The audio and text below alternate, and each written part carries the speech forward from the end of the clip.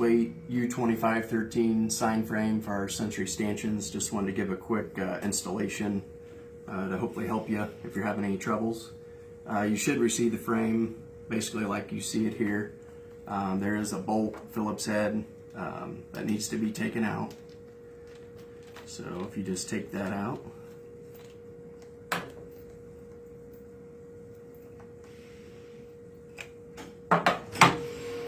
there is a plastic adapter piece here that I'm taking off.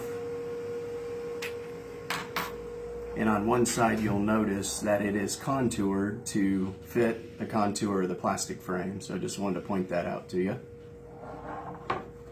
And what you want to do is take these two plastic pieces, and with this channel on top, you just want to put those together like so. You just got to kind of push them in till they're flush on top. And then you'll notice that there's two plastic ears on this plastic piece, and that needs to go in this channel. So you can get that started, and then take your bolt and just run it up on the underneath side. And go ahead and take your Phillips head screwdriver and basically just thread it until you get threads that you see up here on this top side. And then just go ahead, double check, make sure your ears are aligned in that plastic piece.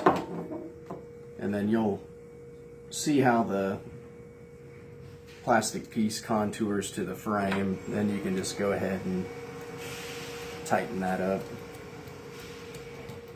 till it's snug.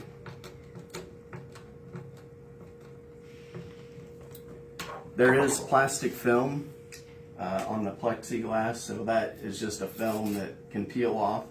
So take that off of your plexiglass.